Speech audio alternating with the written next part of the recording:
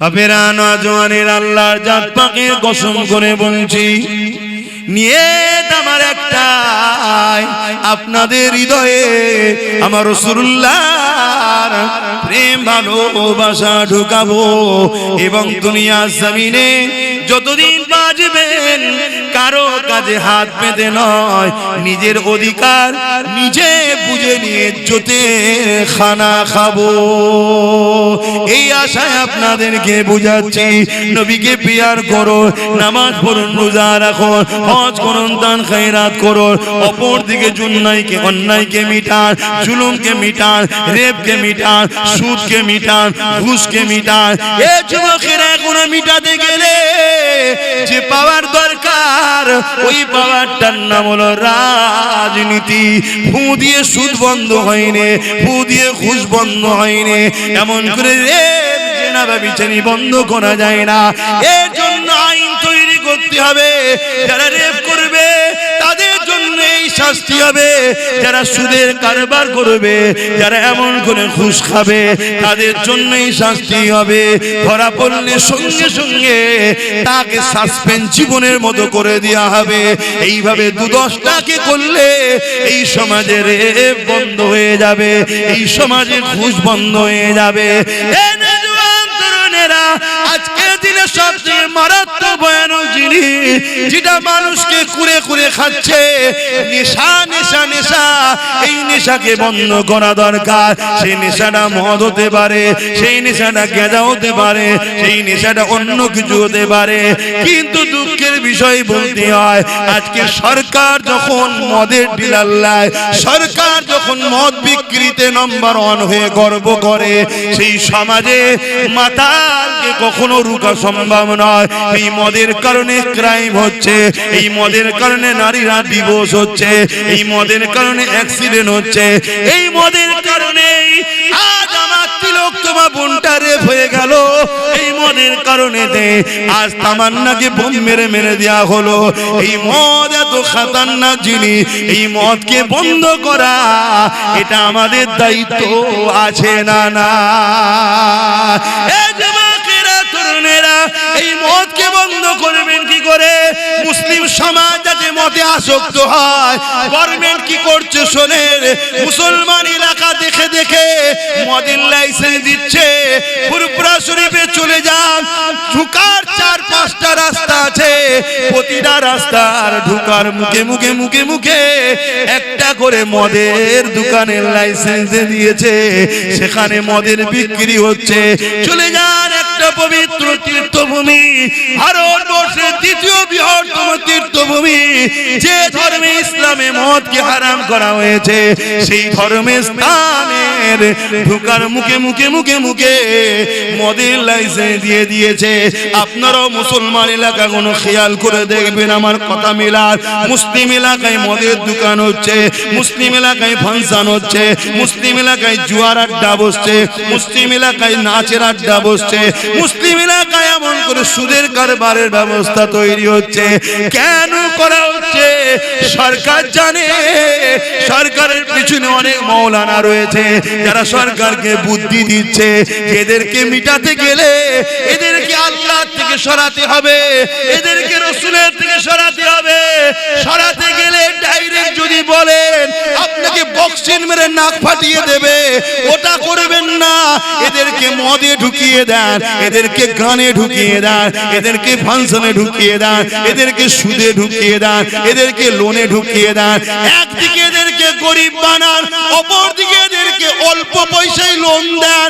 যখনই সুদ নেবে, কাবার সামনে মায়ের সঙ্গে জিনা করার সমান পাপ হবে, তখন এরা আল্লাহ রাসূলের থেকে সরে যাবে। আল্লাহ রাসূলের দয়া মায়া যখন এদের থেকে সরে যাবে, তখন এদেরকে যখন আপনারা কতল করবেন, আল্লাহ সাহায্য করবে না।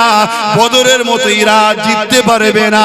এ আমার জাতি, এ আমার কওম, তোমাদেরকে মেরে ফেলার প্ল্যান চলছে। তোমাদেরকে আল্লাহ রাসূল দিয়ে প্রথম সরাবে, তারপরে তোমাদের ঈমানকে লুটবে, তারপরে তোমাদেরকে কতলেআম করবে। তোমাদের কোনো সাহায্যকারী তোমরা পাবে না। যতগুলো মুসলিম নেতা দেখছো, এরা একটা এরা কেউ কথা বলে না, এরা একটা কেউ জবান খোলে না, এরা শুধু যে হুজুর যে হুজুর যে হুজুর করে নিজের গদিটা টিকিয়ে রাখার জন্য। এই রকম একটা জায়গায় দাঁড়িয়ে আজ যখন দাদা পীরের চতুর্থ প্রজন্ম হয়ে আমি জানকে বাজি লাগিয়ে আজ যখন আমার সমাজকে জাগায়, আজ যখন আমার সমাজকে বুঝায়, আজ যখন সমাজকে ভাবাতে লেগেছি, ওরে আমার সমাজ রে, তোর সরকার তোকে আল্লাহ ও রাসূলের থেকে সরাবার কি পরিকল্পনা করেছে দেখ।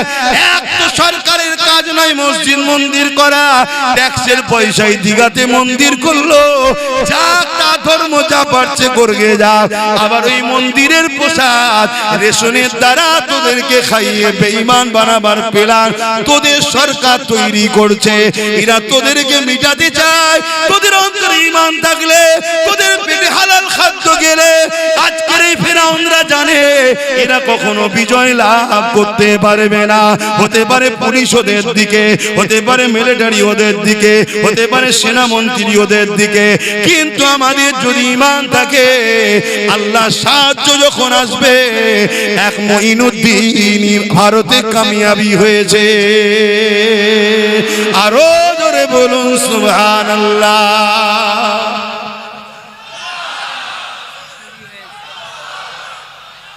আল্লাহ নবী সাহাবারা আমার নবী পাকের কাতারে দাঁড়িয়ে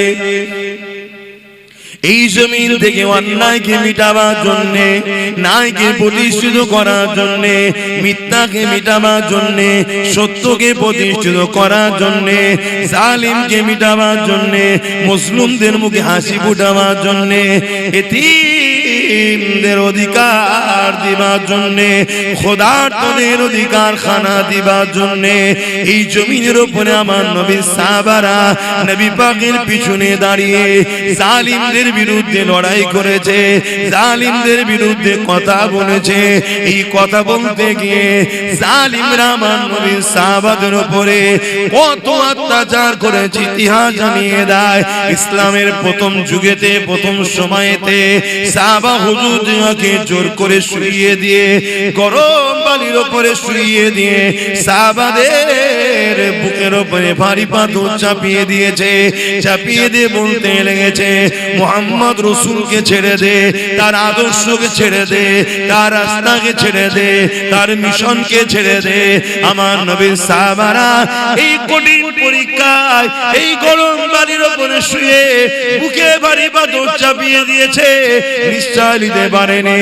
তথাপিও সাহাবারা ওই অবস্থা তো বলেছে, হে জালিমরা, তোরা যতই জুলুম করিস না কেন, মুহাম্মদ আরবীর গোলাম যারা হয় তারা মুহাম্মদ আরবীর জন্য জান মাল সব দেওয়ার প্রস্তুত নিয়ে নিয়েছে।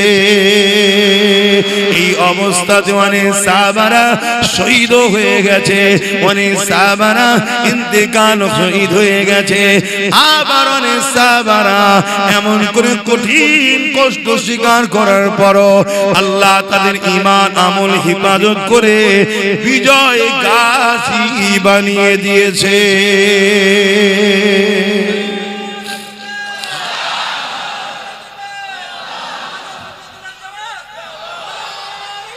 আল্লাহু আকবার। অন্যায় দেখলে হাত দিয়ে রুখতে হবে, রাসূলুল্লাহর হাদিস। হাতে যদি রুখতে না পারো, মুখ দিয়ে অন্যায় প্রতিবাদ করো। যদি মুখে প্রতিবাদ করতে না পারো, ঘৃণা করে দূরে সরে যাও।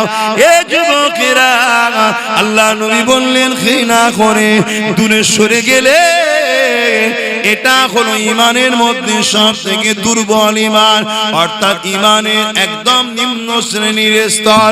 প্রথম নম্বর ঈমান হলো অন্যায় দেখেছে, হাত দিয়ে প্রতিরোধ করেছে, কিন্তু হাতে ক্ষমতা নেই।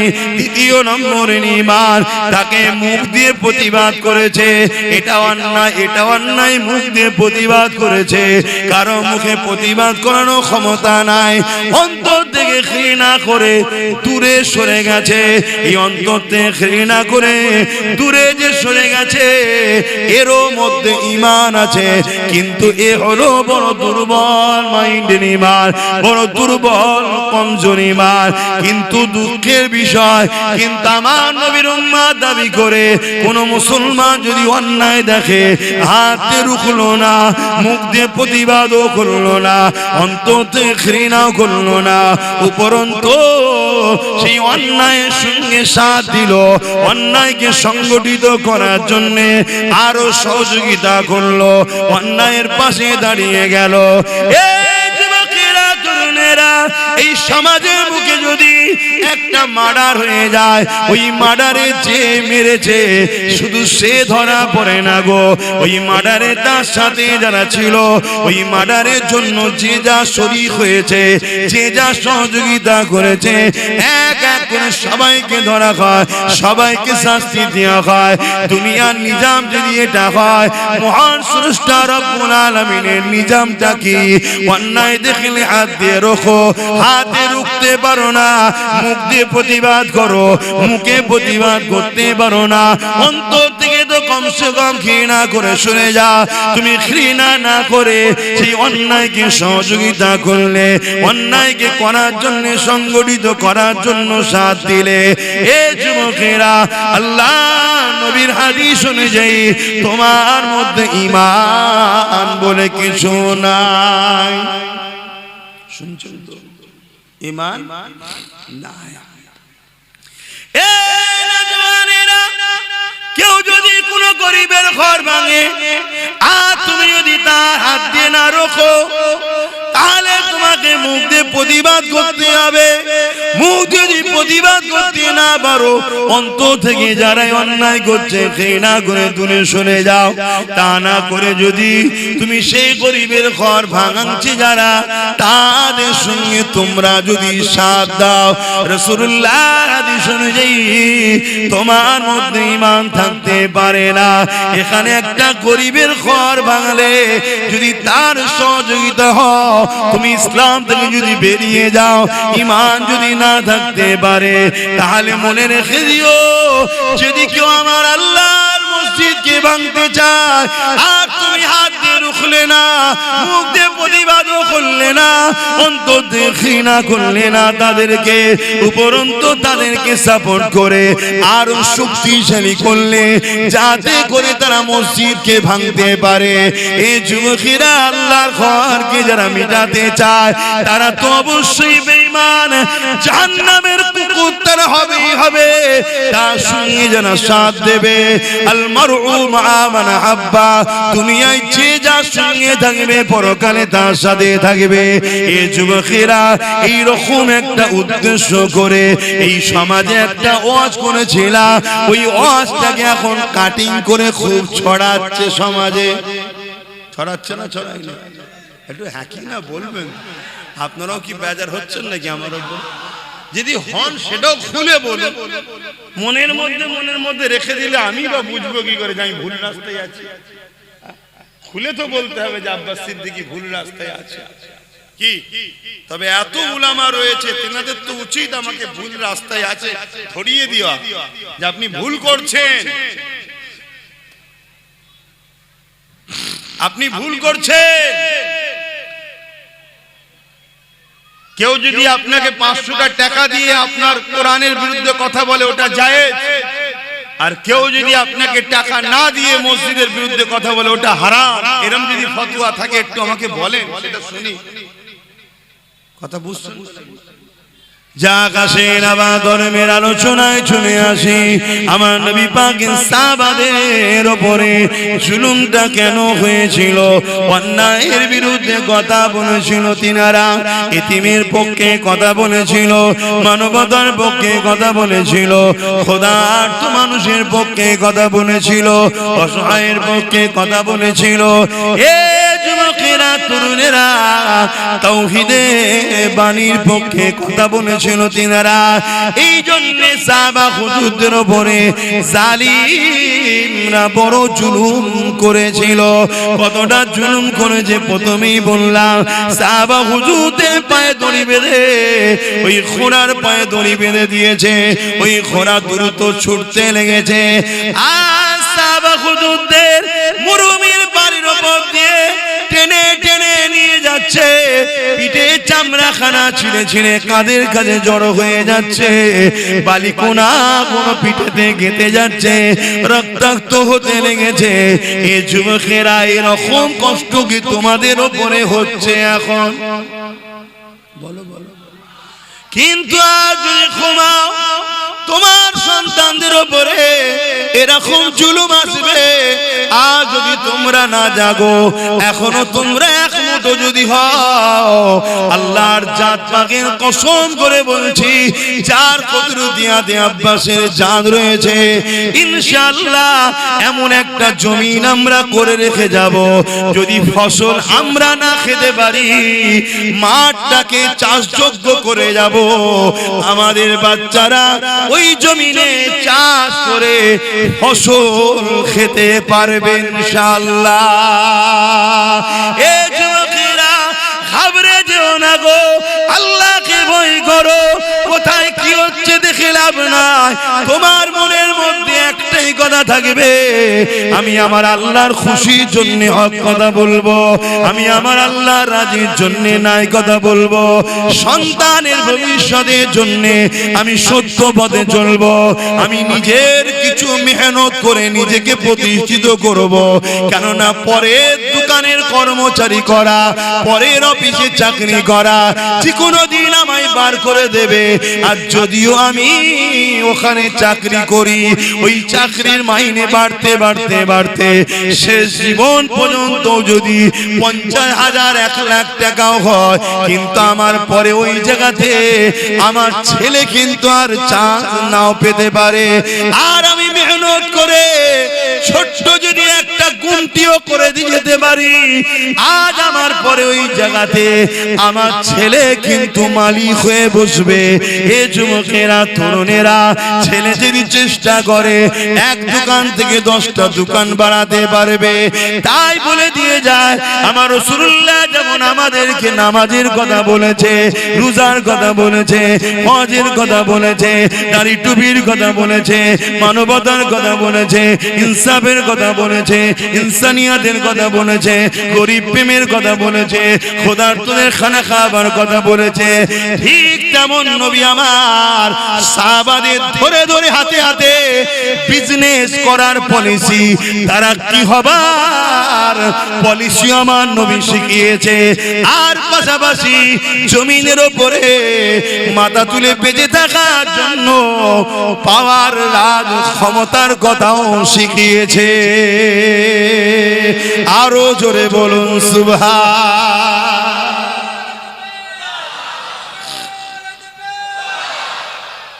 আর আজকে নামাজটা নিলেন, মসজিদটা নিলেন, রোজাটা নিলেন, হজটা নিলেন, সবটা নিলেন, আর রাজনীতিটা ছেড়ে দিলেন। এটা তোমরা করো। আজকে ওরা করছে শুধু একা, আর আজকে আইন করছে ওয়াকাফ, কালা কানুন, মসজিদ ভাঙবো, মাদ্রাসা ভাঙবো, কবরস্থান ভাঙবো, ঈদগাহ ভাঙবো, কাদগা ভাঙবো। অলরেডি ভাঙছে। কোন পাওয়ারে ভাঙছে? যেটাকে ছেড়ে দিয়েছি আমরা। এক যুবকরা, কষ্ট হচ্ছে আমার কথা? অসুবিধা হচ্ছে? কিন্তু ইরাকের জমিনে ব্যাবিলনে যান, গিয়ে দেখেন ইব্রাহিম নবীকে যে জায়গায় আগুন তৈরি করে বাদশা নমরুদ ফেলেছিল, কি জন্য ফেলেছিল? বাদশা জুলুমের বিরুদ্ধে ইব্রাহিম নবী ছিল। বাদশা শিরকি রাস্তায় ছিল, অন্যায় রাস্তায় মানুষকে ডাকতো। বাদশা কুফরি রাস্তায় মানুষকে জোর করে ডাকতো।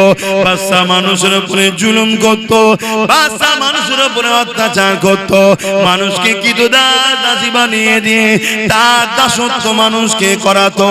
এই সময় ইব্রাহিম নবী জালিম নমরুদের বিরুদ্ধে যখন কথা বলতেছিল ইব্রাহিম নবীকে অনেক দিক দিয়ে নমরুদ হত্যা করার চেষ্টা করেছে, কোন দিক দিয়ে যখন পারেনি ইব্রাহিম নবীকে নমরুদ বিশাল আগুন তৈরি করে ওই আগুনের কুণ্ডুতে ইব্রাহিম নবীকে ফেলে দিয়েছে। ইব্রাহিম নবী ওই আগুনের কুণ্ডুতে যখন পড়তে লেগেছে আমার আল্লাহ পাক বলেছিলেন এই আগুন ইব্রাহিমের জন্য আরামদায়ক ঠান্ডা হয়ে যাও গো, সঙ্গে সঙ্গে ফুলের বাগান তৈরি হয়ে যায়। চারিদিকে আগুন, বিচকারে ফুলের বাগান তৈরি হয়ে গেল। তার মধ্যে ইব্রাহিম নবী খুঁজছে ফিরছে আল্লাহর জান্নাতি নিয়ামত খেতে লেগেছে। অনেক বড় কথা, আমি ওদিকে যাচ্ছি না, আমি যে বিষয়টা আমার যুবকদেরকে মায়েদের বাপেদেরকে বোঝাচ্ছি, এ যুবকেরা মন দিয়ে শোনো। ওই সময় দেখা যায় দুটো আল্লাহর মখলুক একজন চোঁচে করে পানি নিয়ে এসেছে ইব্রাহিম নবীর আগুনে দেবে যাতে করে আগুনটা নিভিয়ে যায়।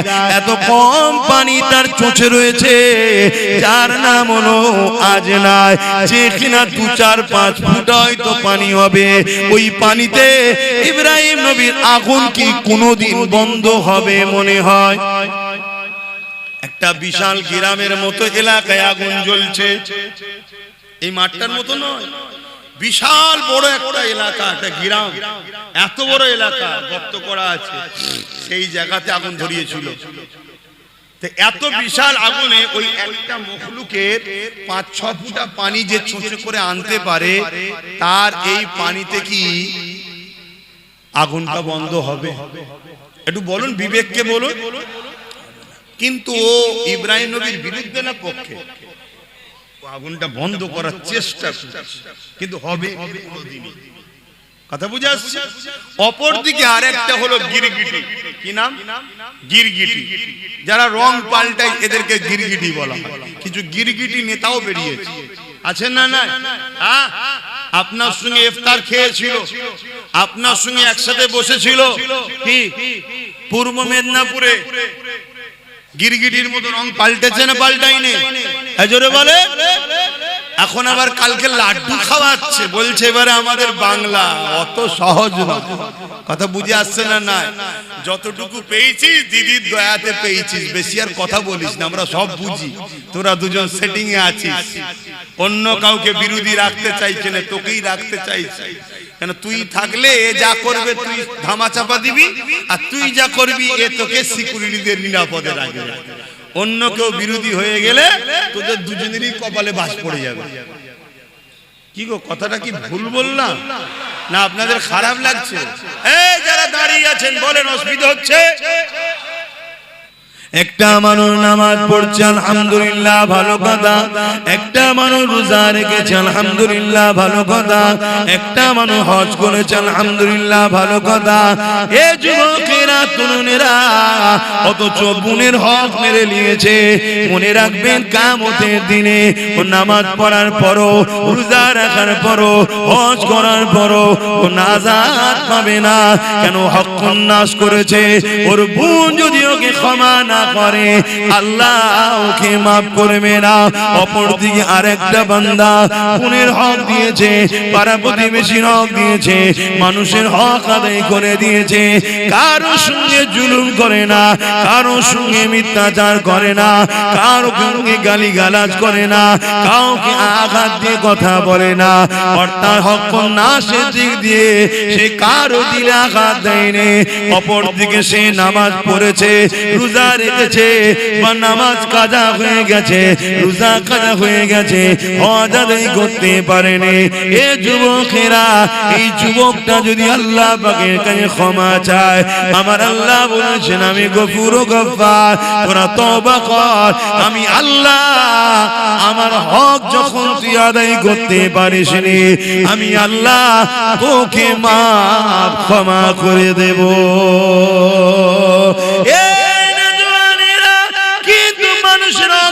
তোমরা মেরে নি আল্লাহ পাক ক্ষমা করবে না।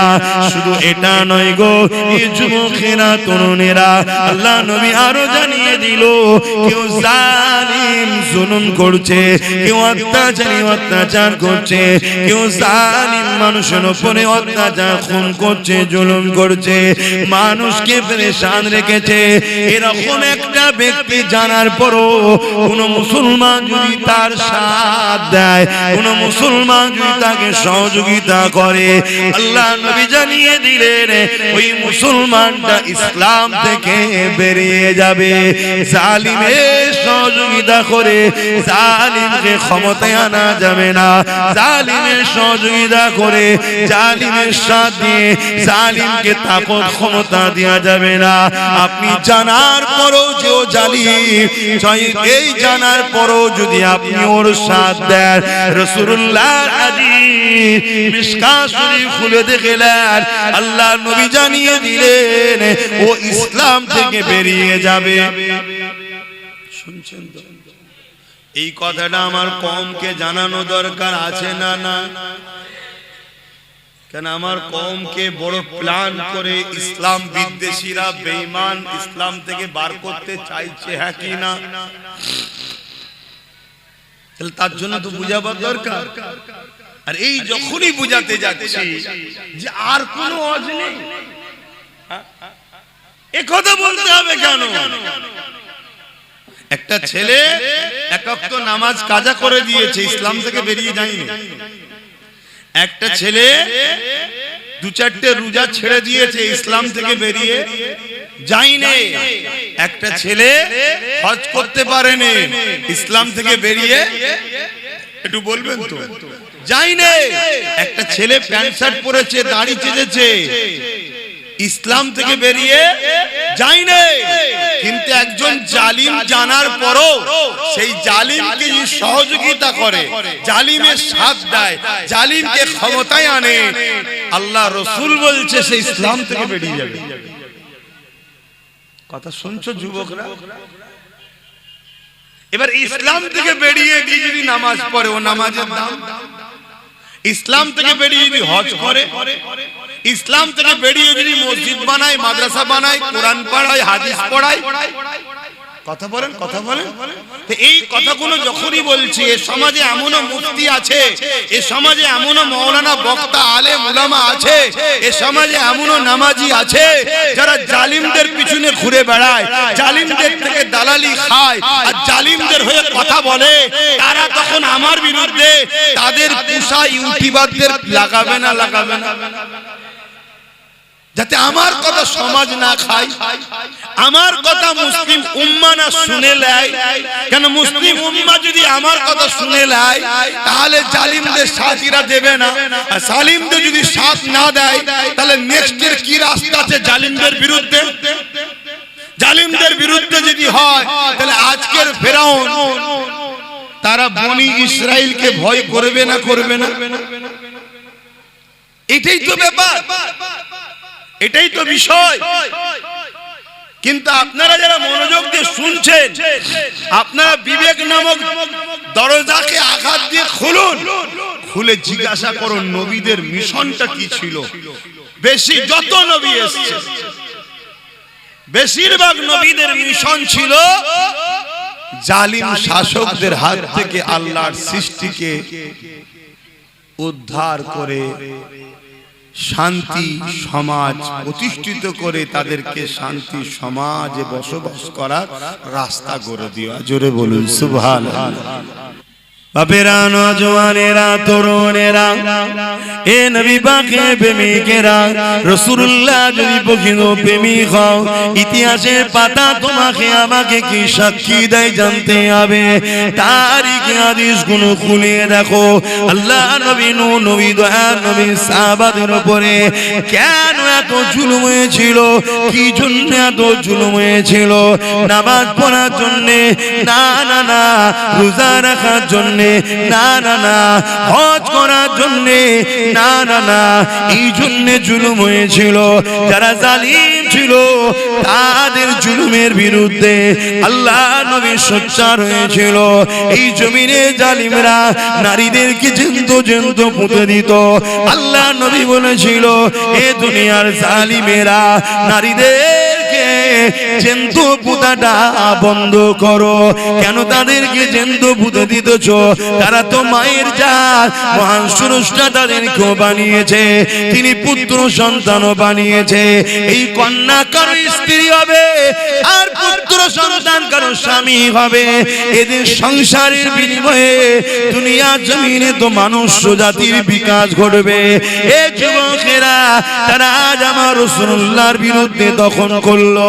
ওই বিরোধী সেদিন থেকে চলতে চলতে চলতে চলতে আজ 2025 সালে আজকের দিনও কিছু এজিদ কিছু ফেরাউন রয়েছে যারা আমার নবীকে পায়নি, নবীর ইসলামের শানে মিথ্যাচার করছে, নবীর ইসলামের শানে আঘাত দিচ্ছে, যারা নিজেদের নারীদের হক দিতে পারে না, যারা নিজেরা নারীদেরকে নিরাপত্তা দিতে পারে না, নিজেরা নারীদেরকে রেপের হাত থেকে বাঁচাতে পারে না, কিন্তু তারা আজকে ইসলামের গায়ে দাগ লাগাচ্ছে।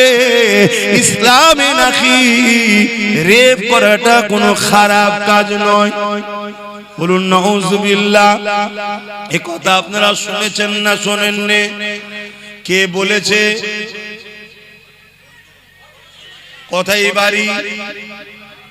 উত্তর 24 পরগনা জেলার ব্যারাকপুর ভাটপাড়ার। ভুল বললাম? এর বিরুদ্ধে কোনো আন্দোলন হয়েছে?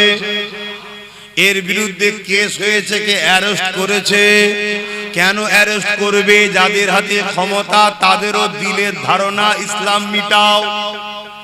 এ প্রকাশ্য দুশ্মন, এ বন্ধু সেজে দুশ্মন। শুনছেন তো নাকি? আর পাওয়ার তো আমরা দিয়ে রেখেছি জালিমদের হাতে। কথাটা কি কষ্ট হলো? আমার ইসলামে কি রেপ করা পাপ না? রেপের শাস্তি নেই? কি শাস্তি? গলা বন্ধ পুঁতে দিয়ে পাথর মারতে মারতে মেরে ফেলে, এক কথা মৃত্যুদণ্ড। যারা এ কথা বলছে তারা রেপের শাস্তি দেয়। এখন সে বর্তমান বিজেপিতে আছে, আগে ছিল টিএমসিতে, কালকে কোথায় থাকবে বোঝা মুশকিল। বর্তমানটা ধরেই বলছি, মণিপুরে উলঙ্গ নারীদেরকে নিয়ে ঘোরানো হচ্ছে, নারীদের ইজ্জত নষ্ট করা হচ্ছে। বিজেপি সরকার সেখানে নারীদের অধিকার দিতে, জোরে বলো। উত্তরপ্রদেশে নারীদের উপরে অত্যাচার হচ্ছে না হয়নি? নারীদের অধিকার দিতে। তোরা জাহেল, নিজেরাই নারীদের অধিকার দিতে পারিসনি, তোরা আবার ইসলামের বিরুদ্ধে কলম চালাচ্ছিস কি করে? কোন শক্তিতে? ওদের হাতে রাজ পাওয়ার। আমার আল্লাহ তামাম কায়নাতের একমাত্র স্রষ্টা, তাই তো নাকি? আর কেউ আছে মালিক? একটু বলুন। একজনই রব, একজনই স্রষ্টা। লিল্লাহি মা ফিস সামাওয়াতি ওয়া মা ফিল আরদ। জমিন আসমান এবং এর মধ্যে যা কিছু আছে সব কিছুর সৃষ্টি মালিক স্রষ্টা একজন। তিনি কে? শাহাদত আঙুলটা তুলে জবান খুলে সাক্ষী দেন, তিনি কে? আর উচ্চ আওয়াজে বলুন আল্লাহ। সেই রব্বুল আলামিনের পক্ষেও লোক আছে, বিরুদ্ধেও আছে, আছে না? না, আমরা বান্দা কার? আল্লাহ। আল্লাহর বান্দা আল্লাহর বিরুদ্ধে আছে না? না, পক্ষেও আছে। আমার নবী পাক সাল্লাল্লাহু আলাইহি সাল্লামের মতো নির্ভেজাল, নিখুঁত, সর্বদিক দিয়ে উত্তম আখলাক, আদর্শে, চরিত্রে, ইনসাফে, ইনসানিয়াতে, মানবতায়, ন্যায়, জাস্টিসে, সর্বদিক দিয়ে সর্বকালে সর্বশ্রেষ্ঠ মহামানব হলেন হযরত প্রফেট মুহাম্মদুর রাসূলুল্লাহ সাল্লাল্লাহু আলাইহি ওয়াসাল্লাম। সেই নবী পাকের পক্ষে লোক আছে না? নাই। বিরুদ্ধে আছে না? নাই। তো পক্ষে বিপক্ষে লোক থাকবে। দাদা হুজুর পীর কেবলার পক্ষে লোক আছে না? নাই। বিপক্ষে আছে না? নাই। এই যে আজকে বসিরহাট হুজুরের বড় মৌলানা সাহেবের স্মৃতিতে এবং আমাদের আশিকে রাসূল সুলতানুল ওয়াইজিন ছোট হুজুর পীর রহমাতুল্লাহ আলাইহির স্মৃতি যে ইসালে সব আপনারা এসে বসেছেন, তার মানে পক্ষে বিপক্ষ লোক আছে না নাই? বিরক্ত নিলে হবে না, ঠান্ডা লেগে গেছে আমি কি করবো? না এলেও তো সমস্যা, না এলেও তো সমস্যা। হুজুর যতক্ষণ না মরছে ততক্ষণ বিশ্বাস করবে না, তাও মরে যাওয়ার পরও যে দেখবে সত্যি মরেছে না বেঁচে আছে। ওহ, খুব ঠান্ডা লেগে গেছে। তা পক্ষে বিপক্ষে লোক থাকবে ভাই। এত যিনি তামাম কায়নাতের মালিক, তানার যদি পক্ষে বিপক্ষে থাকতে পারে, আল্লাহর রাসূলের যদি বিপক্ষে থাকতে পারে, এত বড় বড় আল্লাহর ওলিদের যদি বিপক্ষে থাকতে পারে, আমার বিপক্ষে থাকাটা স্বাভাবিক তো নাকি? বাস, যদি আমার পক্ষে হন থাকার মতো থাকুন, আর নাই বিপক্ষে যদি হন হতে পারে, হতে পারে। ভুল টিকের ফায়সালা তো একটা জায়গায় হবে, ময়দানে মাহশরে, ঠিক তো নাকি? হ্যাঁ, আমিও দাঁড়াবো, আপনিও দাঁড়াবেন, সবাই দাঁড়াবে। কিন্তু আমার ওয়াজকে নিয়ে যেভাবে কাটিং করে সমাজে ফিতনা ছড়ানো আবার নতুন করে শুরু হয়েছে। একবার হয়েছিল বছর ৬-৭ আগে, আপনাদের এই এলাকা থেকে ফিতনা বেশি ওঠে শুরু হয়েছিল। তো এই শুরু হওয়াতে মনে রাখবেন, যেখানে ভালোবাসার মানুষও যেখানে বেশি থাকে, যেখানেই দেখবেন মুসা নবী সেখানে ফেরাউন, যেখানে ইব্রাহিম নবী সেখানে নমরুদ। অর্থাৎ ভালো যেখানে থাকবে সেখানে একটা দুটো ভেজালও আল্লাহ পাঠায়, ঈমান পার্থক্য মানুষের পরীক্ষা লিবার জন্য। কথা বুঝে আসছে? রিসেন্ট আবার দেখছি এরকম দ্বারা চলছে নতুন করে, আমার পুরো বক্তব্য না দিয়ে কাটিং করে এডিট করে তোড়মোড় করে নানা রকম চক্রান্ত চলছে। বিশেষ করে আপনাদের এলাকার এক ভাই তো দেখি প্রায় আমার বক্তব্য নিয়ে খুব মানে নাটক ধরনের মজা লিবার মতো করে করে ছাড়ে। আমি তার জন্য একটাই কথা বলবো, আল্লাহ তাকে হিদায়াত দিক। যদি হিদায়াত কপালে না থাকে, আল্লাহ যেন কি মজা নিতে নিতে নিতে নিতেই যেন চলে যাবার তৌফিক দেয়। তো যাই হোক, এইটা একটা চক্রান্ত চলছে। এটা প্রথমে কেন বললাম, আমার এই ভাইটাকে যে তুলে দিলাম, দিয়ে এই যে কথাগুলো বললাম, এখানেও আমার মাথার মধ্যে ঘুরছে, এটাকে আবার কেটে না কেউ চক্রান্ত করে দেখো নবীন নামের বিরুদ্ধে, ওটা আমার ব্রেনে সেই দিকে ঘুরছে বলার পর, যে আবার ওটা না ছড়ায় যে ইনি হুজুর পাক সাল্লাল্লাহু আলাইহি ওয়াসাল্লামের নাম লিখেছে এর বিরুদ্ধে। বাস এমন ভাবে কেটে কুটে করে দেবে, দেখা যাবে লাও আবার একটা ব্যাপারটা। আমার কিচ্ছু অসুবিধা নেই ভাই, আমি আবার বলছি, কেন আমি আল্লাহ ও রাসূলের রাজি করার জন্য কথা বলি, আল্লাহ ও রাসূলের জন্য আপনাদের ভালোবাসি, আল্লাহ ও রাসূলের জন্য আমি লড়াই করি। যদি আমি নিজের জন্য লড়াই করতাম, তাহলে আমার বাপ মাকে যারা গালিগালাজ করছে আমি তার জবাব কিন্তু তাদের বিরুদ্ধে দিতাম। কথা বুঝে আসছে? কিন্তু ব্যাপারটা হচ্ছে, যখন কেটে ছড়িয়ে দেবে, আপনাদের মতো সাধারণ হাজার হাজার ভালোবাসার মানুষের মধ্যে একটা দ্বিধাদ্বন্দ্বের মধ্যে পড়ে যেতে পারে না। তাই আমি বলতে চাইছি যে এতদিন তো ভাইজানের সঙ্গে, বাবাজির সঙ্গে, ছেলের সঙ্গে, ভাইয়ের সঙ্গে সম্পর্ক তো গড়লেন, এতদিন গড়ার পরও এখনো যদি 30 সেকেন্ডের, 20 সেকেন্ডের, আধ ঘন্টা, 50 মিনিট সেকেন্ডের, 1 মিনিট, 1.5 মিনিটের ভিডিও দেখে এখনো কি আপনাদের মধ্যে আমার উপরে কোনো ডাউট সন্দেহ হচ্ছে নাকি? এটা আওয়াজ দিয়ে বলবেন, ডাউট সন্দেহ হয়? একটা জায়গায় স্থির হন।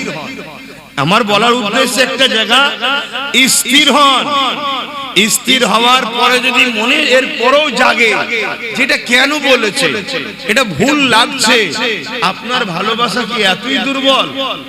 আপনি আপনার ভালোবাসাকে যে জিজ্ঞেস করুন না, আপনি যে আমায় ভালোবাসেন, আমায় যে জিজ্ঞেস করুন যে আমি আপনাকে ভালোবাসি, এটা কেন বলেছেন, এটা তো দেখছি ভুল হচ্ছে। ঠিক না?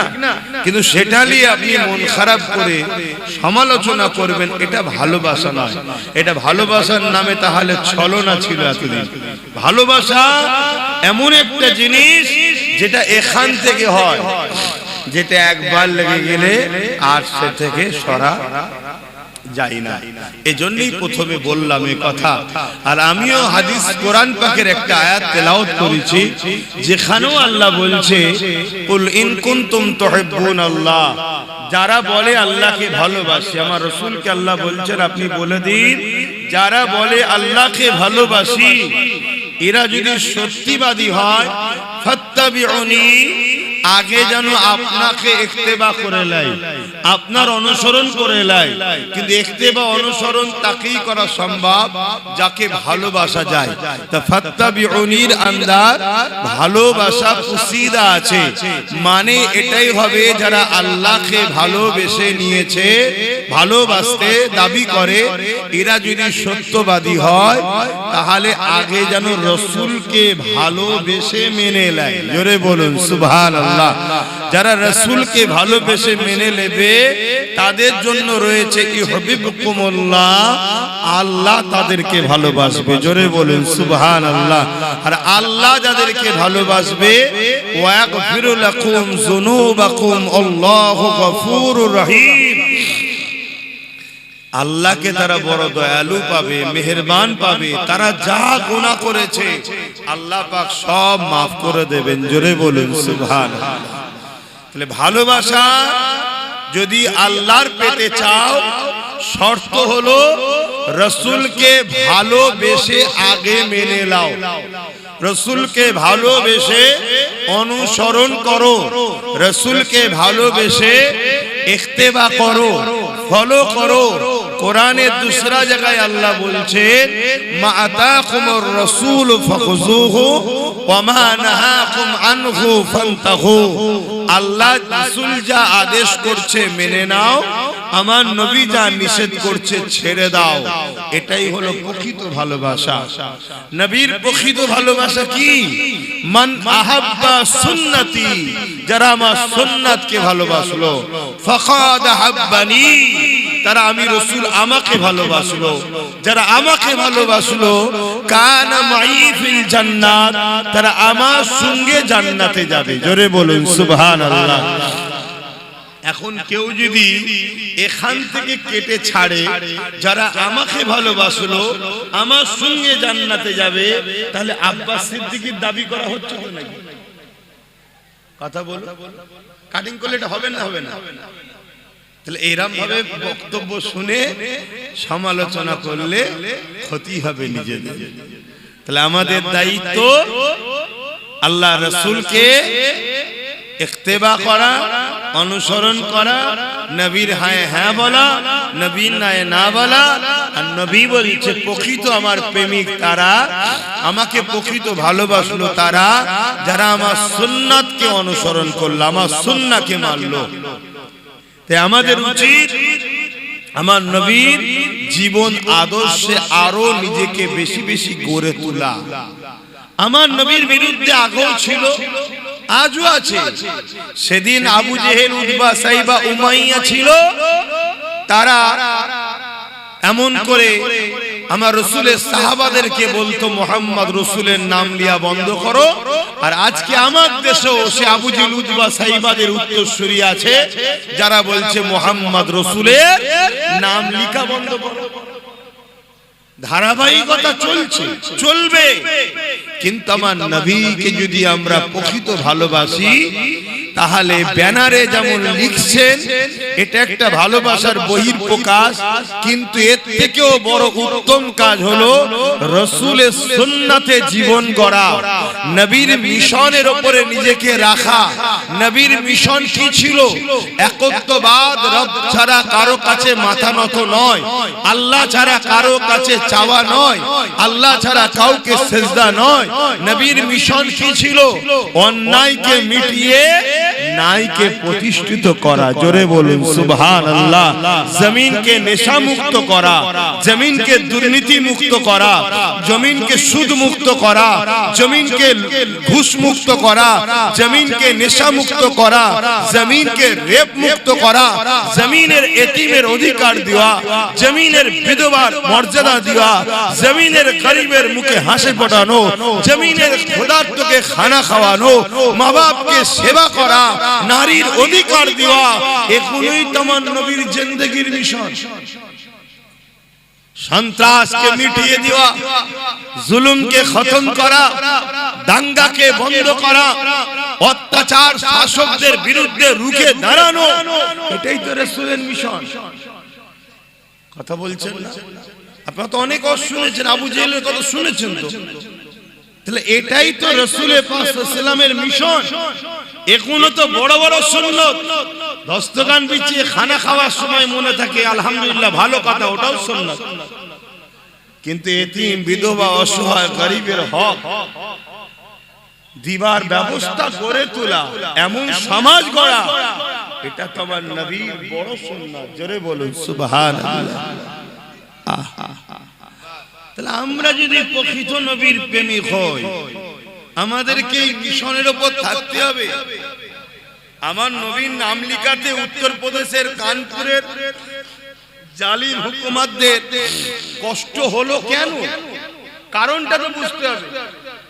কারণ এটাই, মুহাম্মদ সাল্লাল্লাহু আলাইহি ওয়াসাল্লাম এমন একটা নাম, যে নাম ইনসাফের, যে নাম ইনসানিয়াতের, যে নাম মানবতা, যে নাম অন্যায় মিটানো, যে নাম সন্ত্রাসকে মিটিয়ে সমাজে ন্যায় প্রতিষ্ঠিত করা, যে নাম গরিবদের অধিকার দেওয়া, যে নাম ক্ষুধার্ত মানুষকে খানা খাওয়ানো ব্যক্তির নাম, সেই নাম যদি থাকে, আমরা যে সন্ত্রাসের জুলুমের সমাজ ব্যবস্থা করছি, আতঙ্কের সমাজ ব্যবস্থা করছি, এই মুহাম্মদ রাসূলের নাম যদি না মুছা যায়, তাহলে মুহাম্মাদের দিকে যদি মানুষ চলে যায়, মুহাম্মদ সাল্লাল্লাহু আলাইহি ওয়াসাল্লামের সুন্নতে মানুষ যদি জেগে যায়, তাহলে সেদিন যেমন সেদিন যেমন আবু জেহেল, উতবা, সাইবার সন্ত্রাসী রাজত্ব শেষ হয়েছে, আমাদেরও সমাজ মিটে যাবে। এটাই তো ভয়, অন্য তো কিছু নয়।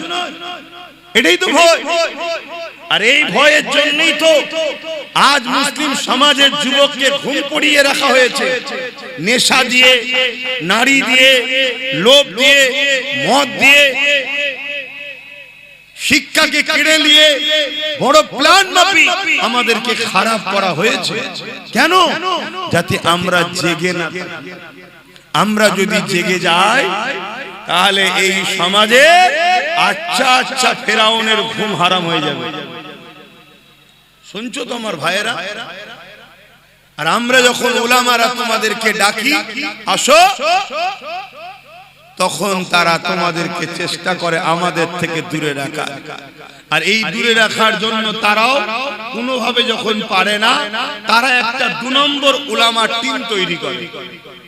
তারা তোমাদেরকে শুধু পুঁথিগত শিক্ষা দেবে, এমন শিক্ষা দেবে না যাতে তোমাদের চোখ ফুটে যায়, অন্যায় দেখলে না রুখে দাও।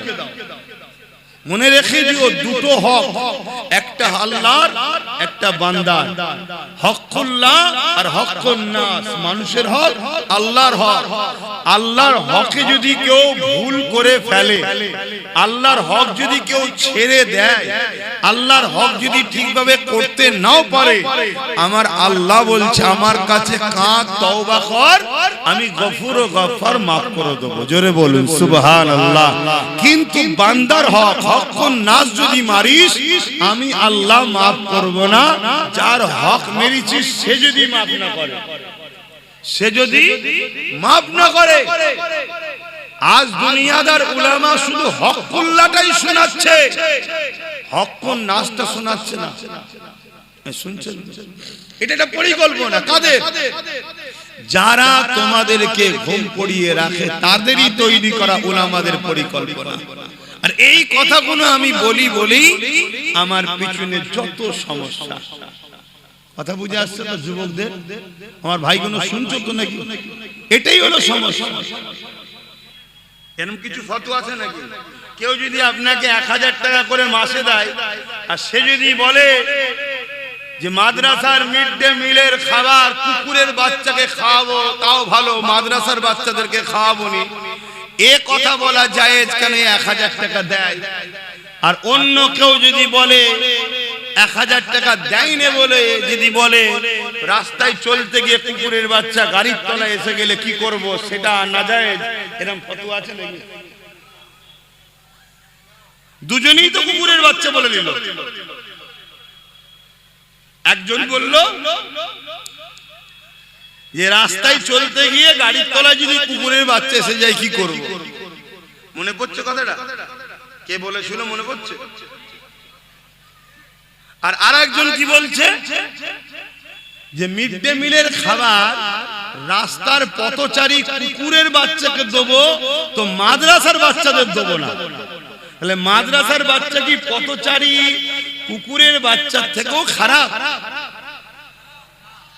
তাহলে আমাদেরকে যারা কুকুরের বাচ্চার থেকে খারাপ ভাবে আর তাদের পিছনে যদি আমরা ঘুরে বেড়াই তাহলে আমাদের জন্য বিপদ আসবে না আসবে না? যেসব ভাইয়েরা আমার অজগুলোকে কেটে কেটে মিথ্যাচার করছো, এই সত্য খবরটা তোমরা জাতির কাছে কই দিচ্ছ না তো? কি ব্যাপার, কিছু ভাড়া পাচ্ছেন নাকি আপনারা? কথা বুঝছেন না? বোঝেন? এইটার বিরোধী করা দরকার আছে না? না,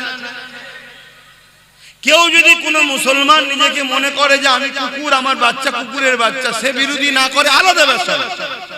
কত শুনতে কোন মুসলিম ঘরে যদি এমন ছেলে জন্ম নেয় দেখা যাবে সে নিজেকে কুকুর মনে করছে আর তার বাচ্চাকে সে নিজে কুকুরের বাচ্চাই মনে করে, সে যদি এই কথাটার প্রতিবাদ না করে সেটা তার বিষয়। কিন্তু আমি আব্বাস সিদ্দিকী আমি মনে করি এই জমিনের উপরে খায়রুল উম্মাহ, একটা আমরা আশরাফুল মাখলুকাত, আবার নবীর উম্মত হওয়ার জন্য শ্রেষ্ঠ উম্মত আমরা। অতএব এত বড় গালি দিবার অধিকার কে দিয়েছে তাকে এত বড় কথা বলতে? তাহলে এর প্রতিবাদের দরকার আছে না? না, এই প্রতিবাদটা একটা হুজুর হিসাবে, উলামা হিসাবে আমার করার রাইট নাই? অসুবিধা হচ্ছে আব্বাজানদের।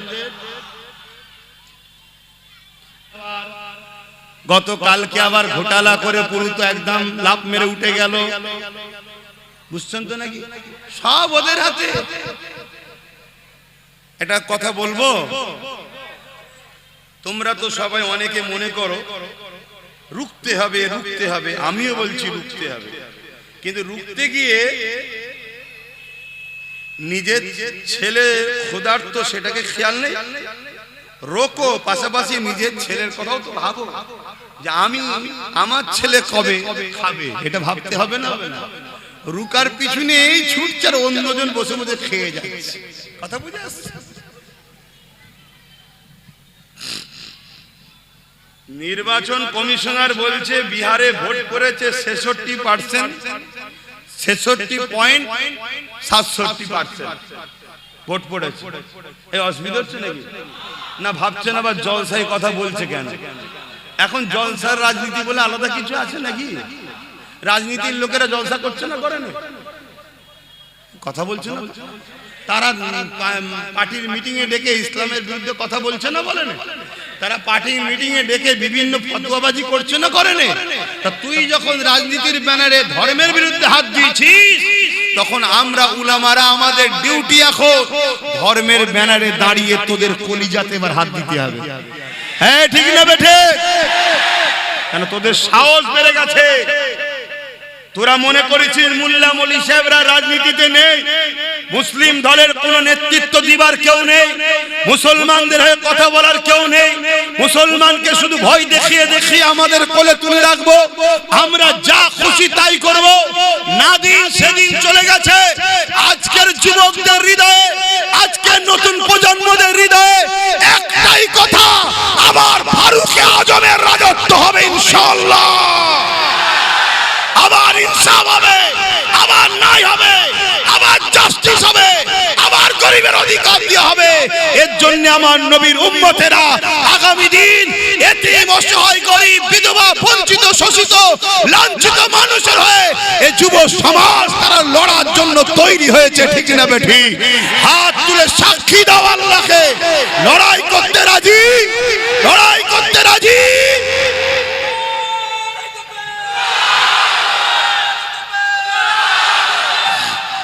ভাইরা আমার, আল্লাহু আকবার। তাহলে কমিশন বলছে বিহারে 66.67% ভোট পড়েছে। আর বিহারে ভোটের সংখ্যা কত? 7,42,00,000 কম বেশি। এটা হলো টোটাল ভোটের সংখ্যা। আর ভোট পেয়েছে কত? 7,45,00,000।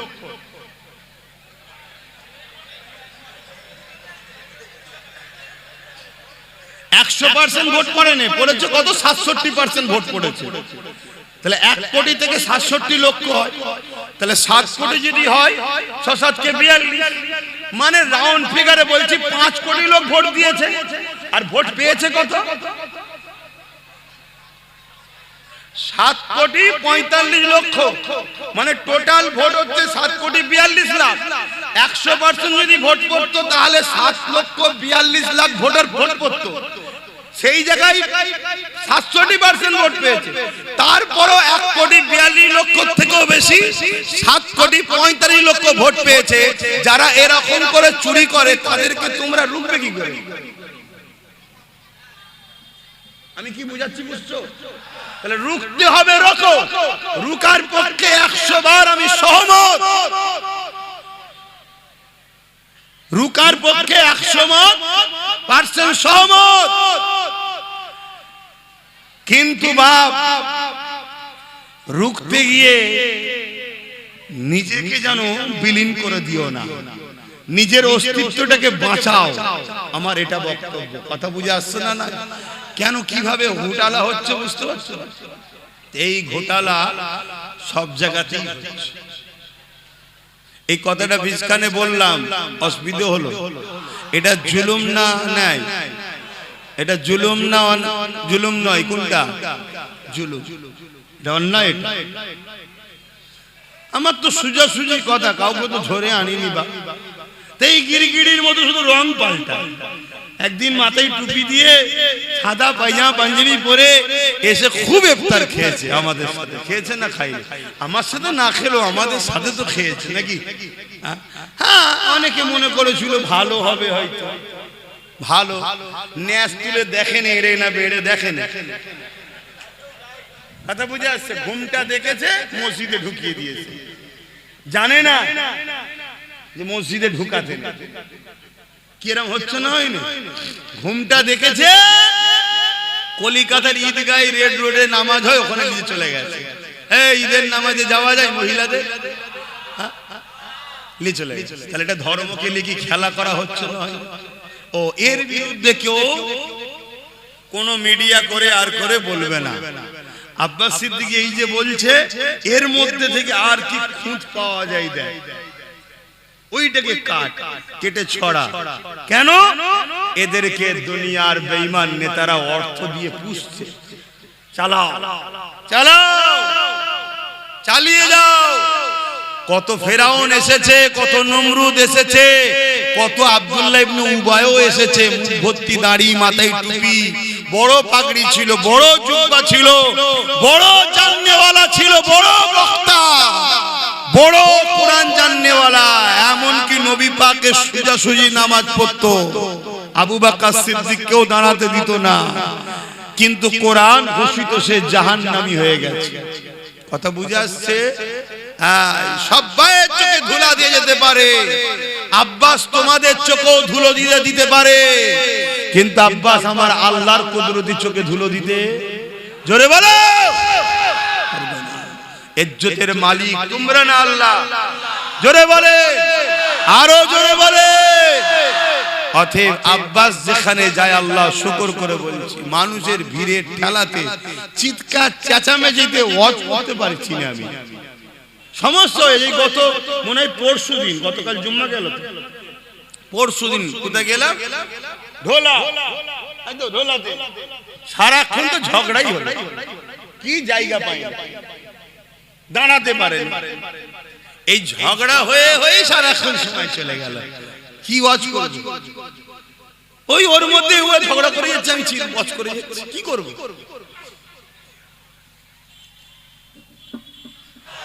ভাইরা আমার, বলুন আব্বাস সিদ্দিকী অন্যায় করছি আমি, জোরে বলুন অন্যায় করছি। এর পরও দিনের শেষে একটাই কথা হবে, কি হবে? ডাকাতকে রুখতে হবে। বলবে না, বলবে না? চোর বলছে ডাকাত রোকো, চোর কি বলছে? কথা বলছে না। এই চোর বলছে ডাকাত রোকো, ডাকাত রুকা দরকার আছে না? না, কিন্তু চোরের কথা বুঝছো না? চোরের সাথে ডাকাত ঢুকা যায়? চোর আর ডাকাতের মধ্যে পার্থক্য কি? ডাকাত কুকুর চুরি করে, চোর মাছ চুরি করে, এটাই তো। তাহলে এও আমার ওয়াকাফ খাচ্ছে, আর ও বলছে পুরো ওয়াকাফ কুকুরটাই চুরি করলো। কথা মাথায় ঢুকছে না, ঢোকে না? তাহলে চোর দিয়ে কখনো ডাকাত রুকা যায় না, এজন্য ডাকাতকেও রুখতে হবে, চোরও তাড়াতে হবে। এর জন্যই তো আব্বাস সিদ্দিকী চেষ্টা করে নবী খানদানের বাচ্চাকে বুঝিয়েছি, তুই যা, তুই যা। সে তো বলছে আপনি তো বেশ ভালো লাইনে আছেন, আর আমাকে চারিদিকে কত ঠেলা ঠুলি, ঝগড়া ফাসাদ, গালি গালাজের মধ্যে জড়াতে হচ্ছে, আর আপনি যাচ্ছেন, হজ করছেন, আবার ঘরে এসে ঘুমোচ্ছেন নিশ্চিন্তায়। আর আমি রাত দুটোই ফোন করছে, ভাইজান আমার এখানে ধরে ফেলেছে, আবার আমাকে পুলিশকে ফোন করতে হচ্ছে। আমি তুই বেশি নেকির কাজ করছিস, চুপ কর, কথা বলিসনি, যে লাইনে ঢুকে গেছে ওখানে থাক। বুঝতে পারছেন না, পারেন না? তাহলে বলুন আপনাদের উচিত তো আমার ভাইটা সাথ দেওয়া দরকার আছে না? আল্লাহকে সাক্ষী রেখে বলুন দরকার আছে না? না, লম্বা করে হাত তুলুন। ডায়ে বায়ে কে হাত তোলেন একটু দেখেন তো, কে হাত তোলেন একটু দেখবেন শুধু, ভাই হাত নাবা। যে হাত তোলেন সে আমার দুশ্মনও নয় আর বন্ধুও নয়, তার জন্য দোয়া করি আল্লাহ তাকেও আমাদের সাথী করুক। বলুন আল্লাহুম্মা আমিন। আজকে একটা যদি এত কিছু করতে পারে, তার সাথে যদি আরো গোটা 30-40 থাকে, আমাদের উপকার না লস? জোরে বলুন। এবারে কেউ যদি মনে করে যে তুমি বলছো তাহলে আমরাই তো রুখবো না, তোমরা যদি সত্যি রুখতে চাও, সত্যি যদি রুখতে চাও, তাহলে আসো না একসাথে রুখি। কথা বুঝছেন না? আসুন একসাথে রুখি। না না, একসাথে নয়। কেন একসাথে নয়? বলছে একসাথে যদি রাত্রিরে ঘরের পাহারা দেয়, তোমার লোক আমার লোক থাকে, তা রাত্রিরে যখন ডাকাত ঢুকবে, আমি যে দরজা খুলছিলাম তুই তো খুলতে দিবি না। শুনছেন না? শুনুন না, একসাথে হলো অসুবিধা কি আছে? এই অসুবিধা আছে? ডাকাত যদি রুখতে চাও, তা পাহারাটা দুজন মিলে দিলে হয় না? না, তোকে লিয়া যাবে না। কেন রে? না, আমি একা পাহারা দেবো। তুই তো 15 বছর পাহারা দিয়ে সব ডাকাত ঢুকিয়েই ফেললি। হ্যাঁ, কথা বুঝছেন না? বোঝেন না?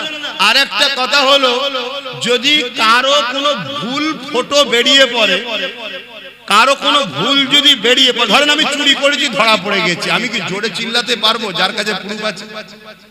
জোরে বলে। তা চোরের রিপোর্ট তো ডাকাতের কাছে আছে, আছে না? না, চোরের রিপোর্ট ডাকাতের কাছে আছে না? না, ডাকাত এখন উপরে বসে আছে, চোরকে বলছে বেশি বললে রিপোর্ট আছে, ভরে দেবো, অতএব আমি যা বলছি শোন, আমার মতো চলবি, তোকে বেঁচেও রাখবো, আমিও খাবো, তুইও খাবি। ডাকাত আর চোরে মিটে সেটিং এ কাজ হচ্ছে না? হয় না? একটু আওয়াজ দিয়ে বলবেন হচ্ছে না? হয় না? শত শেষ কথা বলে যাচ্ছি, সময় কম। যদি কেউ মসজিদ মাদ্রাসা মিটাবে বলে, তাকে সাপোর্ট করা যাবে। আর কেউ যদি বলে উন্নয়ন শেষ হবে না, কোরআন শেষ হয়ে যাবে, তাকে সাপোর্ট করা চলবে। যদি কেউ কোরআনের বিরুদ্ধে কথা বলে, তাকে সাপোর্ট করলে ঈমান থাকবে। কোরআন মানে না আলাদা কথা, দেশটা সবার। শুনছেন তো নাকি? আমরা নেতাজিকে ভালোবাসি না, গান্ধীকে ভালোবাসি না, কেন? তারা আমার ধর্ম মানে না, ভুল ঠিক সে জবাব স্রষ্টার কাছে দেবে, কিন্তু আমার ধর্মের বিরুদ্ধে তো বলবে। ঠিক না বেটি? তুমি মানবে না মানবে তোমার কাছে, কিন্তু বিরোধী করার অধিকার কে দিল? কথা বুঝে আসছে? এজন্য আমি এক জায়গায় একটা কথা বলেছিলাম যে কেন্দ্র সরকারকে ভোট দিলে ঈমান চলে যাবে, রাজ্য সরকারকেও ভোট দিলে ঈমান চলে যাবে। পুরোটা দেয়নি, শুধু কেটে একটুখানি দিয়েছে। শুনছেন তো নাকি? এরপরে আমি কি বলেছি? এরপরে বলেছি যদি রাজ্য সরকার মনে করে যে কোরআন শেষে বলাটা আমার ভুল হয়েছে এবং দিল্লি চলে যাও বলাটা ভুল হয়েছে, যদি ক্ষমা চাই তাহলে আমি এর বিরুদ্ধে আর বলবো। এরপরে বলেছি, সেটাও দেয়নি, শুধু দিয়েছে রাজ্য সরকারকে ভোট দিয়ে হারাম বলেছে আব্বাস সিদ্দিকী। শুনছেন? আবার একটা বুজুর্গ লোকের বক্তব্য আমার সঙ্গে সেটিং করেছে, করে বলছে এই দেখো একজন বুজুর্গ বলছে দেয়া যাবে, আরেকজন বলছে দেয়া যাবে না। বুজুর্গ বলেছে মসজিদে দান করো। বুজুর্গ কি বলেছে? মসজিদে দান করো। দান করতে হবে না? হবে না। কিন্তু কাল যদি মসজিদটা দখল করে কেউ পার্টি অফিস করে দেয়, ওখানে কি বুজুর্গ বলছে দান করো? এখনকারের কথা তখনকারের কথা তুই জুড়ছিস কেন? ও তো আগে বলেছে, তখন তো আমিও বলেছিলাম যে চলো এ যখন বলছে দেখা যাক, ঠিক না বেটি? কিন্তু ওরে বাবা তোর মুখোশ ছড়ে গিয়ে এখন অরিজিনাল মুখ বেরোচ্ছে। অরিজিনাল মুখ বেরোচ্ছে কি? কোরআন শেষ হয়ে যাবে, আমার উন্নতি শেষ হবে না। কোন মুসলমান যদি একে ভোট দেয় ঈমান তার থাকবে না। শুনছেন তো নাকি? এই যদি ক্ষমা চেয়ে আলাদা কথা, ক্ষমা চেয়ে আলাদা কথা। আমি আবার বললাম যে আমার ওটা বলা ভুল হয়েছিল, দিল্লি চলে যাও বলাটা ভুল হয়েছে, দুর্গাপুরে মাদ্রাসা ভাঙাটা ভুল হয়েছে। জানেন তো নাকি রাজ্য সরকার দুর্গাপুরে মাদ্রাসা ভেঙেছে? জানেন? এগুলো আমার ভুল হয়েছে, আলাদা কথা। কথা শুনছেন না শোনেন না? কিন্তু তুমি মাদ্রাসা ভাঙবে আমার ভোট নিয়ে, তুমি কোরআন শেষে বলবে আমার ভোট নিয়ে, তুমি কুকুরের বাচ্চার সঙ্গে মুসলমানের বাচ্চাকে আরো নিকৃষ্ট করবে আমার ভোট নিয়ে, মনে রেখে দিও কোন ঈমানদার তোমাকে আর সাথ দিতে পারে না। কিন্তু ওই সকল লোক সাথ দিতে পারে। কারবালার মাঠে তো আমাদের দেখা আছে, ইমাম হোসাইনের পক্ষে এসে দাঁড়ায়নি, এজিদের পক্ষে দাঁড়িয়েছিল 13,000 আলেম উলামা হাফেজ ছিল। মুফতি মৌলানা হাফেজ 13,000 ছিল। 25,000-এর মধ্যে 25,000ই মুসলমান ছিল হোসাইন হুজুরের বিরুদ্ধে। তার মধ্যে 13,000 ছিল কি আলেম, হাফেজ, মুফতি। কেন? সামান্য অর্থ, সামান্য পদের জন্য। এই রকম যারা আজকে দিনও আছে, গাদ্দার, মুনাফিক, মুসলিম সুরাতে বেঈমান, কাফের, মুনাফিক, ইসলামের দুশমন, যেমন ইমাম হোসাইনের দুশমন ছিল, আজকে সেই হোসাইনের দিন নানা দিনের দুশমন যারা আছে, তারা হয়তো তোমায় সাথ দিলে দিতেও পারে। কিন্তু মনে রেখে দিও, আমরা হাসতে হাসতে মরা পছন্দ করব। মসজিদ মাদ্রাসাকে যারা মিটাতে চায় তাদের সঙ্গে আপোষ নয়। কোরআন যে শেষ হয়ে যাবে বলবে, সে যদি ক্ষমা না চায় তার সঙ্গে আপোষ নয়। এ কথাই যারা একমত একটু হাত তুলে দেখাবেন, আল্লাহকে সাক্ষী রেখে হাত তুলবেন। আয় আল্লাহ, আমরা আপনার কোরআনের পক্ষে, মসজিদ মাদ্রাসার পক্ষে হাত তুলেছি। আপনি আমাদের ঈমানে তাকত দেন, এর উপরে মজবুত থাকার তৌফিক দেন। আমিন আমিন আমিন সুম্মা আমিন। নারায়ে তাকবীর, নারায়ে তাকবীর, লব্বাইক লব্বাইক লব্বাইক লব্বাইক, নারায়ে তাকবীর। যদি কোন মুসলমান হাত না তোলে তার সামনে আমার একটাই কথা, সে আমাদের কেউ নয়, দুশমনও নয় আর বন্ধুও নয়। কথা বুঝে আসছে? শেষ কথা বলে যাচ্ছি, এখন সময় কম, আজান নামাজ পড়তে হবে, তাই আমি আর কথা বাড়াচ্ছি না। আমার পরে আরো আছে, আমার ভাই আছে তো, হ্যাঁ, আমার জুনায়েদ ভাই রয়েছেন এবং বশিরের হুজুরের আওলাদও রয়েছেন, অতএব এবং পীরনগরের থেকে আবুল বাসার সাহেব আছেন, শরফুল আমিন সাহেব আছেন, আসবে সব। কি গো, আমি বাপ দোয়া এখনো করিনি, উঠে করলে কেন? আমি তো নামাজ পড়বো। একটুখানি এই ছেলেরা যাচ্ছে, একটু চাদরটা ঘোরাবে, যার যা খুশি একটু দিয়ে দেবেন। দেন তো নাকি? আমি কাজ করি জানেন তো, একটু চাদর ঘোরানো দরকার আছে না? নাই দেন, যার যা খুশি দেন, যার যা খুশি দেন, যার যা খুশি দেন। তাড়াতাড়ি যাও, বেশি ছেলে পিছন দিকে দাও, পিছন দিকে যাও, দুয়াটা নিয়ে যাবেন, কেউ সরে যাবেন না। যারা ভালোবাসেন হাত তুলেছিলেন সরে যাবেন না। এটাও একটা পরীক্ষা, এটাও একটা পরীক্ষা। আজ বড় দুঃখ লাগছে ভাই। হ্যাঁ বলো, বাঁচাবার মালিক কে?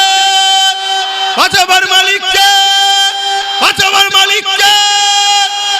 তুমি আল্লাহর কোরআনের দুশমনের কোলে উঠছো ডাকাতের ভয়ে, আর ডাকাত যদি ওই যেমন বললাম 7,42,000 জায়গায় 7,45,000 করে দেয়, কি করে ঠকাবে বলো, কি করে ঠকাবে? অতএব নিজের শক্তি তৈরি করো।